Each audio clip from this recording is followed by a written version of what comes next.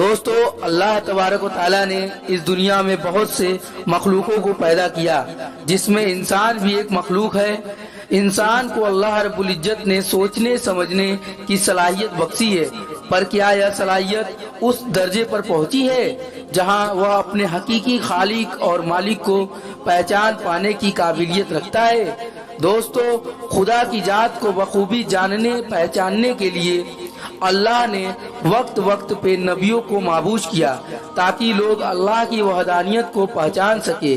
नबियों के माबूस होने की कड़ी में अल्लाह ने अपने सबसे लाडले नबी जनाब मोहम्मद रसूलुल्लाह सल्लल्लाहु अलैहि वसल्लम को दुनिया में माबूस किया।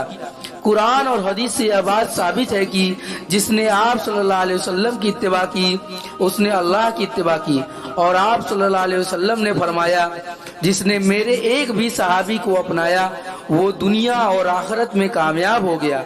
आप सल्लल्लाहु अलैहि वसल्लम के सहाबियों के फहरिस्त में इस्लाम के दूसरे खलीफा हजरत उमर फारूक रजी अल्लाह ताला एक ऐसे सहाबी हैं जो अल्लाह और उनके रसूल सल्लल्लाहु अलैहि वसल्लम के अहकाम पर चलने वाले थे। आज हम हजरत उमर फारूक रजी अल्लाह ताला और एक बूढ़े का वाकया जानेंगे। उससे पहले आप हमारे चैनल द गाइड को सब्सक्राइब कर लें।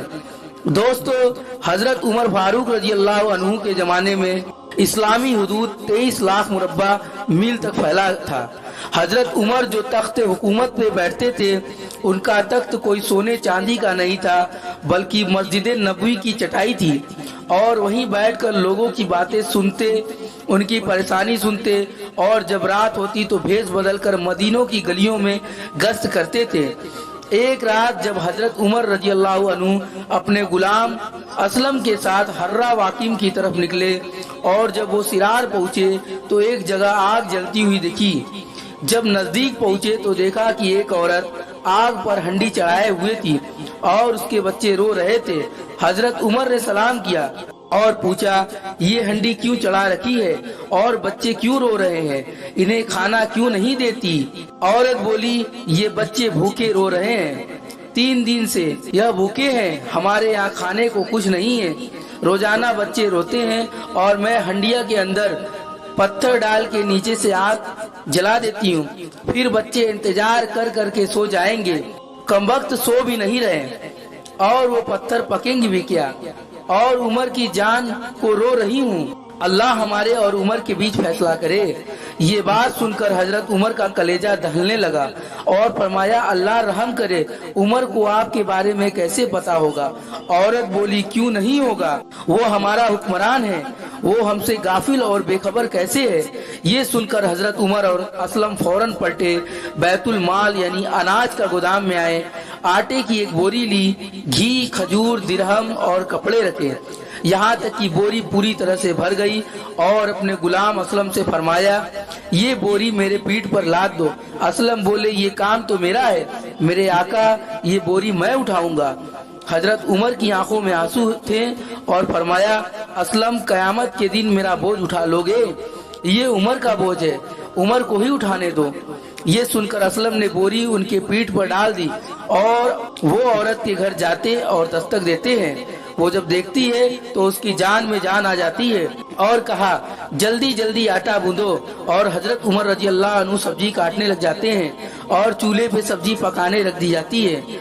और जब आग बुझने लगती है तो हजरत उमर झुक झुक कर चूल्हे के अंदर फूंक मारते हैं, और जब खाना तैयार हो जाता है और सब खा लेते हैं तो हजरत उमर रजी अल्लाह अन्हु बच्चों को खुश करने के लिए उनके साथ खेलते हैं और बच्चों को हंसाते हैं। जब बच्चे मुस्कुराने लगे तो औरत बोली, अल्लाह ताला आपको जजाए खैर दे, खिलाफत के असली हकदार आप हो, उमर नहीं। हजरत उमर ने कहा, आप उमर को माफ कर दें। उसने कहा, तू इतनी हमदर्दी क्यों करता है उनकी? कहा, मेरी बहन उमर को माफ कर दे। औरत बोली, ना ना, उमर की मेरे सामने बात ना कर, कयामत का दिन होगा, उमर का गिरेबान होगा और मेरा हाथ होगा। यह सुनकर हजरत उमर बिलक बिलक कर रोने लगे और कहा, वो बदनसीब उमर तेरे सामने है, आज ही कह ले जो कहना है, कयामत के दिन मुझे माफ रखना। हजरत उमर रजी अल्लाह ताला कहते हैं, अगर दजला के किनारे अगर एक बकरी का बच्चा भी प्यासा मर गया तो उसका हिसाब भी उमर से लिया जाएगा। तो दोस्तों, ऐसे थे हमारे सहाबी اگر سے ہماری ویڈیو اچھی لگی ہو تو لائک شیئر اور سبسکرائب کریں. شکریہ.